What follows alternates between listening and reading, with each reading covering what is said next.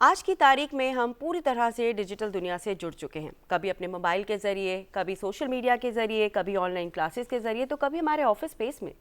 बिल्कुल दर्शकों, लेकिन इस दुनिया में कहीं ना कहीं छिपे हैं खतरे भी। ऑनलाइन फ्रॉड के, हैकिंग के, ऑनलाइन शोषण जैसी चुनौतियां हमारे सामने आती हैं और इससे सबसे ज़्यादा प्रभावित होती है महिलाएं और बच्चे। बिल्कुल, आज का जो अपराध है वो हथियार से नहीं होता बल्कि डिजिटल स्पेस में होता है और इससे बचने का एक ही उपाय है, राइट इन्फॉर्मेशन एंड अवेयरनेस। तो आइए आज हम जानेंगे कि कैसे हम और हमारा समाज डिजिटल दुनिया में रहते हुए भी सुरक्षित रह सकते हैं। इस विषय पर आज हमारे साथ स्टूडियो में जुड़ी हैं कुमुद Dubey ji, cyber security expert. Ma'am, स्वागत है आपका डीडी मॉर्निंग शो में। नमस्ते, थैंक यू सो मच। बहुत बहुत स्वागत है आपका। तो अगर एक आम आदमी को समझाना हो कि डिजिटल स्पेस क्या है तो कैसे समझा सकते हैं, साथ ही इंटरनेट के साथ डिजिटल स्पेस कैसे बिहेव करता है, इसके बारे में भी आपसे जानना चाहेंगे। देखिए, let us put it this way कि आपका घर है, आपके घर के अंदर आप अपनी बैंक स्टेटमेंट्स रखते हैं, आप अपनी आधार की डिटेल्स रखते हैं, आपके बच्चों की कुछ फ़ोटोज़ हैं, आपके बच्चे का स्कूल आईडी कार्ड है, या आपकी कुछ चैट्स हैं, आपकी ईमेल्स हैं। तो ये बिल्कुल सुरक्षित है, सब कुछ सही है। करेक्ट। पर आपने उस घर का दरवाज़ा और खिड़कियाँ खोल दी हैं। तो समझिए कि जिस तरह का खतरा अगर आपके घर के दरवाजे और खिड़कियां खोलने पर हो सकता है, वही खतरा आपको डिजिटल स्पेस में आपकी इस दुनिया में हो सकता है जब आप इंटरनेट से कनेक्टेड हैं। और ये सारी डिटेल्स जो मैंने अभी अभी मेंशन करी, ये सारी अवेलेबल हैं पूरे इंटरनेट पर। उनको आपने एक एक्सेस दे दिया है, हैकर्स हैं या जो ऐसे एलिमेंट्स हैं जो आपको, जैसे पहले डकैतियाँ होती थी, वो आपको लूटना चाहते हैं, तो आपने अगर उनके लिए दरवाजे खिड़कियाँ खोल दी हैं तो उनके लिए बड़ा आसान है आपको लूटना। बिल्कुल। वैसे ही अगर आपने हैकर्स के लिए, जो आज के ज़माने के डकैत हैं, अगर उनके लिए आपने अपने डिजिटल स्पेस को प्राइवेट नहीं रखा है, आपने ये सारी डिटेल्स को कवर्ड नहीं रखा है, तो वही चीज़ें आपके साथ यहाँ भी हो सकती हैं। बिल्कुल। तो अगर हम इसकी बात कर रहे हैं तो यहाँ पे हम ये भी जानना चाहेंगे कि आज के टाइम पे अगर देखें, इंटरनेट और सोशल मीडिया महिलाओं और बच्चों के लिए कितना सुरक्षित है? देखिए, सबसे ज़्यादा महिलाएं, बच्चे और मैं कहूँगी सीनियर सिटीजन्स, ये जो हैं ये बहुत ही वल्नरेबल हमारा एक सेक्ट है, जिन्होंने प्रोबेबली अभी अभी नया नया इंटरनेट करना, महिलाओं के लिए तो नहीं बट बच्चों के लिए और सीनियर सिटीजन्स के लिए, इन लोगों के लिए ये दुनिया बहुत नई है। तो डिजिटल अरेस्ट के केसेस आज भी हमारे सामने आ रहे हैं जी।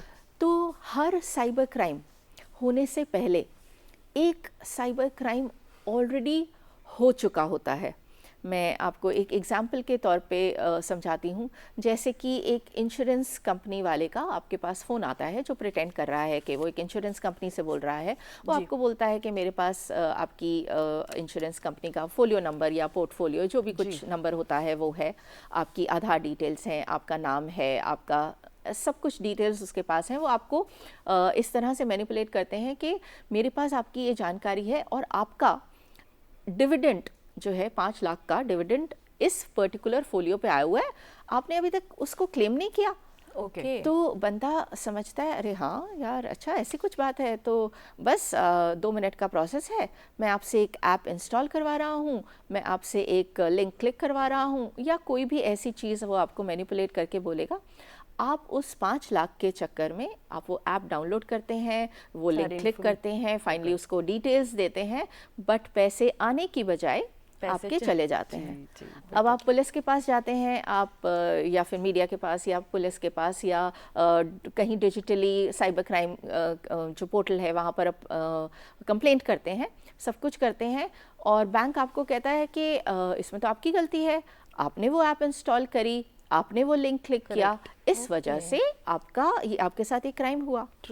बट हम उस क्राइम की बात नहीं कर रहे हैं जो उस ऐप को इंस्टॉल करने से पहले हो चुका है, और वो क्राइम है डेटा ब्रीच। उस हैकर को या उस मैनिपुलेटर को ये बात कैसे पता है कि आपके ये आधार डिटेल्स हैं, आपका इस पर्टिकुलर इंश्योरेंस कंपनी में इंश्योरेंस है, आपका ये सारे जो फोलियो नंबर है वो क्या है, कितना आप अमाउंट प्रीमियम देते हैं, ये सारी डिटेल्स सिर्फ या तो आपको पता होनी चाहिए थी या इंश्योरेंस कंपनी को पता होनी चाहिए थी। ये उस मैनिपुलेटर तक कैसे पहुंची हैं? तो ये साइबर क्राइम ऑलरेडी हो चुका है, जो डेटा ब्रीच है वो ऑलरेडी हो चुका है, तो हमें उस पर भी ध्यान देना है। कल ही 14 नवंबर, कल नहीं मतलब कुछ दिन पहले 14 नवंबर को ही DPDP एक्ट जी आपका जो 2025 digital personal data protection act जो है वो सरकार ने उसके नए प्रावधान लाए गए हैं। तो ये सब प्रयास तो चल रहे हैं, बट जैसा कि आपने शुरू में मेंशन किया था, जो अवेयरनेस है ये बहुत ज़रूरी है महिलाओं, बच्चों और सीनियर सिटीजन्स के लिए। बिल्कुल, और कह सकते हैं कि हमारी सुरक्षा हमारे ही हाथ में है। बिल्कुल। हाँ। तो अगर हम बात करें साइबर बुलिंग की और ऑनलाइन हरासमेंट की, तो इसके क्या क्या रूप हो सकते हैं? हमने बहुत केसेस ऐसे अभी साइबर बुलिंग के देखे हैं जहाँ पर बच्चों को इस हद तक तंग कर दिया जाता है। आजकल डीप फेक के थ्रू, AI के थ्रू बहुत आसान हो गया है आपकी मॉफ्ड पिक्चर्स को किसी भी ऐसे वीडियो पर उनको पेस्ट कर देना, जो कि बहुत टूल्स आते हैं आपके पास, जो कि एक्चुअली में आपका वीडियो नहीं है, जो कि एक्चुअली में आपकी फ़ोटो नहीं है, जो कि एक्चुअली में आपने शब्द नहीं कहे हैं। डीप फेक के थ्रू ये बहुत आसान हो चुका है। तो सबसे बड़ा जो साइबर बुलिंग का बच्चों के साथ मतलब किस्से हो रहे हैं, और अनफॉर्चुनेटली उसके बाद जो एक्सट्रीम स्टेप बच्चे ले रहे हैं, वो भी हमने वो बॉयज़ लॉकर रूम, एक बहुत बड़ा किस्सा आया था जहाँ पर इंस्टाग्राम पे 12-13 साल के लड़के थे, उन्होंने एक ग्रुप बनाया हुआ था।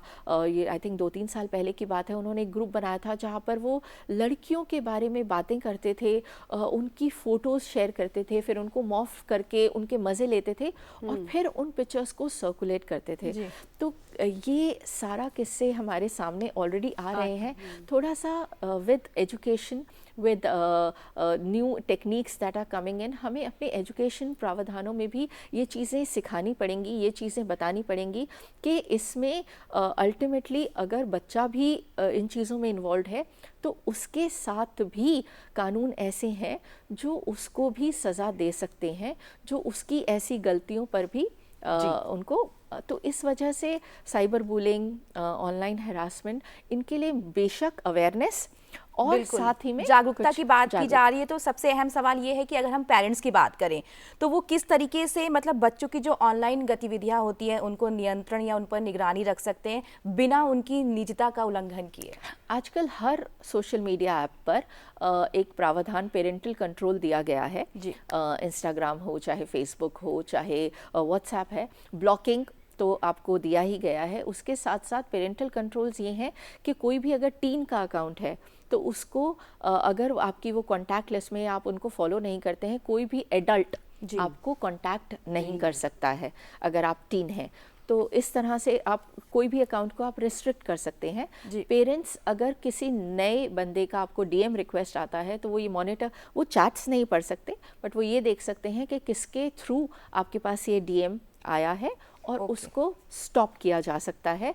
बच्चों से बात की जा सकती है, उन्हें बताया जा सकता है कि किस तरह से ये चीज़ हार्मफुल हो सकती है। अल्टीमेटली ब्लैकमेलिंग, अल्टीमेटली अगर कोई भी आपको ये बोल रहा है कि आपको ये चीज़ अपने पेरेंट्स को नहीं बतानी है, तो ये एक सबसे बड़ा रेड फ्लैग है जो बच्चों को ज़रूर ध्यान देना चाहिए।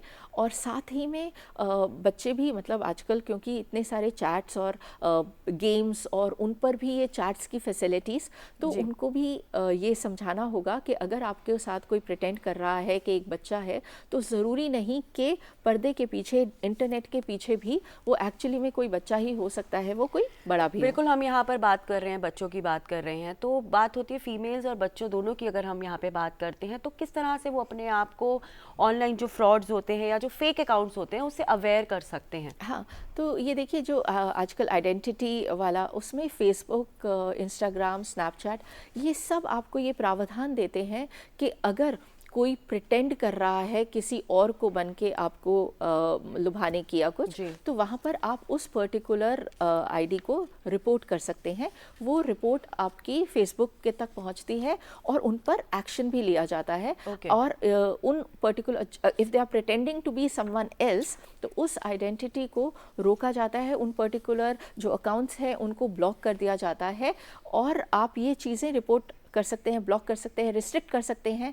ये सारे प्रावधान आजकल हर ऐप में दिए गए हैं, सिर्फ जागरूकता की ज़रूरत है। और एक बहुत इंपॉर्टेंट चीज़ जो मैं बोलना चाहूँगी वो है मल्टी फैक्टर ऑथेंटिकेशन, यानी कि आपका लॉगिन आईडी और पासवर्ड ये तो है ही आपका किसी भी एंट्री करने के लिए, किसी भी ऐप पर एंट्री करने के लिए, उसी के साथ आपको एक कोड और एस्टैब्लिश कर देना चाहिए जो आपको डबल लेयर ऑफ प्रोटेक्शन देता है।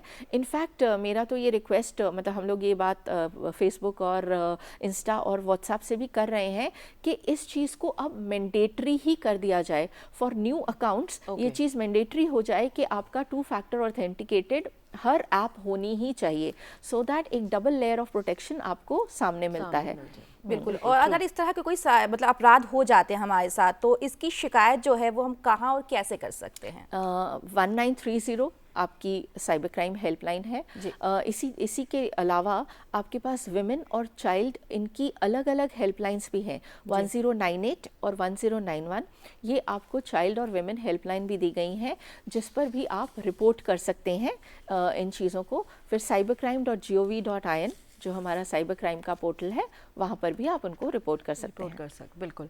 तो अगर महिलाओं और बच्चों की सुरक्षा सुनिश्चित करने की बात करें, कुछ तो हम स्टेप्स हम ही उठाते हैं, लेकिन अगर हम स्टेप्स बात करें कि सोशल मीडिया प्लेटफॉर्म्स किस तरह से इसमें हमारी मदद कर सकते हैं, तो वो क्या स्टेप्स होने चाहिए? हाँ, तो वही जैसे मैंने अभी आपको बताया कि सोशल मीडिया हमें चीज़ें बता रहा है, बट अब जैसे अगर आपको मल्टी फैक्टर ऑथेंटिकेशन, आपको 2 लेयर्स ऑफ ऑथेंटिकेशन अगर लगाना है अपने किसी भी ऐप पर, तो आपको मैनुअली जाकर ये करना पड़ता है। मैंने अपने बहुत सारे वीडियोस में भी ये बात करी है कि अकाउंट्स में जाकर 2 फैक्टर ऑथेंटिकेशन लगाकर एक कोड आपको 6 डिजिट डालना होता है, जिसके थ्रू आप अपने आप को सुरक्षित कर सकते हैं। रिसेंटली अभी एक लेडी का वीडियो बहुत वायरल हो रहा था, जहां पर उन्होंने बताया कि एक कुरियर कंपनी वाले ने उनको फ़ोन किया और बोला कि उनका एक कुरियर आया हुआ है और आप इस पर्टिकुलर, क्योंकि कुरियर वाला आपको फ़ोन नहीं कर पा रहा, आप शायद बिज़ी हैं, तो आप इस पर्टिकुलर नंबर पर कॉल कर दीजिए, आपको आपका पैकेट डिलीवर हो जाएगा। अमूमन आजकल हम इतने सारे पैकेट्स ऑर्डर करते रहते हैं, पार्सल्स ऑर्डर करते रहते हैं अलग अलग पोर्टल्स पे, तो आपको लगता है कि हाँ ठीक बात है, बट उसमें ख़ास बात क्या होती है कि ये जो नंबर्स जहाँ पर आपको डायल करने को बोला जाता है, ये स्टार या हैश से स्टार्ट होते हैं। कोई भी नंबर एक्चुअली में स्टार या हैश से स्टार्ट नहीं होता है, पर जैसे ही आप वो पूरा नंबर डायल कर देते हैं, तो ये कॉल जो आपकी फॉरवर्ड है, वो SMS फॉरवर्ड है, वो OTPs के भी कॉल्स जो हैं वो उस बंदे को चले जाते हैं जिसने आपको वो नंबर दिया है। और एक बार आपके साथ ये हो गया तो आपके सारे कॉल्स अब उस पर्टिकुलर बंदे को जाएंगे। इवन OTP कॉल्स जो हैं वो भी उसी नंबर पे जाएंगे। बट इससे बचने का एक रामबाण है जो मैं आपके चैनल पर बता रही हूँ, ये मैंने कई बार और भी अनाउंस किया है। ##002# अगर आप दबाएंगे, आप अगर नहीं भी आपको कोई शक कि आपका कॉल फॉरवर्ड है या OTP फॉरवर्ड्स हैं या SMS फॉरवर्ड है, तब भी आप इसको अपने फ़ोन पर ज़रूर डायल कर दीजिए। कोई भी आपका जो अगर कॉल फॉरवर्डिंग लग भी गई है गलती से, वो सारी कैंसिल हो जाएंगी। तो ये बहुत एक ज़रूरी चीज़ है। बाकी वही बात है कि सतर्क रहना हर वक्त, और साथ ही में कुछ रेड फ्लैग्स हमेशा ध्यान रखे जाए। बिल्कुल सही कहा आपने। तो इतनी सारी चीज़ें बात हो रही हैं, तो आज की टेक्नोलॉजी की बात भी करें तो आज की नई तकनीक का इस्तेमाल डिजिटल सुरक्षा बढ़ाने में कैसे किया जा सकता है? तो तकनीकी इस्तेमाल अच्छी चीज़ों के लिए भी हो सकता है और तकनीकी इस्तेमाल बुरी चीज़ों के लिए भी हो सकता है। AI, जैसा कि मैंने कहा कि डीप फेक वीडियोज़ आजकल इस तरह से आ गए हैं कि आपको निर्मला सीतारमण जी बोल रही हैं कि इस पर्टिकुलर ऐप में इंस्टॉल कर दीजिए, इस पर्टिकुलर स्टॉक पे इन्वेस्ट कर दीजिए, इस पर्टिकुलर बिटकॉइन में इन्वेस्ट कर दीजिए, और लोग समझ रहे हैं कि वो सच है और उस पर इन्वेस्ट करते हैं और उनके लाखों रुपए डूब जाते हैं। बट तकनीक ही हमें साथ में ये प्रावधान भी दे रही है जहाँ पर हम उन्हीं तकनीकों को यूज़ करके, उन्हीं टेक्नोलॉजीज़ को यूज़ करके अपने आप को सुरक्षित भी रख सकते हैं। वो सारे प्रावधान साथ ही में वो ऐप्स के, बट आपको हर ऐप इंस्टॉल करने से पहले एक बार ज़रूर उसके वो आपसे क्या परमिशंस ले रहे हैं, आपकी कौन कौन सा डेटा वो ले रही हैं, ये चीज़ें आपको इंस्टॉल करने से पहले ज़रूर देखनी चाहिए। बिल्कुल ठीक कहा आपने, अवेयर होना कोई भी स्टेप उठाने से पहले बहुत ज़रूरी है। तो यहाँ पे अगला सवाल आपसे ये आता है कि समाज के स्तर पर हम सभी मिलकर एज ए सोसाइटी कैसे एक सेफ, रिस्पेक्टेबल और अवेयर डिजिटल एनवायरनमेंट बना सकते हैं? एज अ सोसाइटी बिल्कुल हमारे ही हाथ में है कि हम अपने एटलीस्ट घर में, मतलब let us start from the house, वहाँ पर हम अपने बच्चों को, अपने सीनियर सिटीजन्स को, अपने घर में जो वल्नरेबल सेक्ट है उनको हम आगाह कर सकें कि ऐसे ऐसी चीज़ें हो सकती हैं। तो जो कॉमन फ्रॉड्स हैं बहुत, और मैं देख रही हूँ कि आजकल भी अभी तक डिजिटल अरेस्ट आप समझिए, उसके बारे में हमारे प्रधानमंत्री ने मन की बात में भी बात कर ली। उसके बावजूद आज भी अगर डिजिटल अरेस्ट हो रहा है तो उसके लिए कहीं ना कहीं हम भी जिम्मेदार हैं। तो सरकार अपनी तरफ से पूरी कोशिश कर ही रही है। रिसेंटली हमने देखा राजकोट में सीसीटीवी फुटेजेस एक मैटरनिटी होम से लीक हो जाते हैं। तो और क्यों? क्योंकि उनके जो पासवर्ड थे वो डिफ़ॉल्ट पासवर्ड थे। तो आपको आते ही ऐप में डिफ़ॉल्ट पासवर्ड्स वगैरह चेंज करने हैं। ये जागरूकता हम में ज़रूर होनी चाहिए। बिल्कुल ठीक कहा आपने।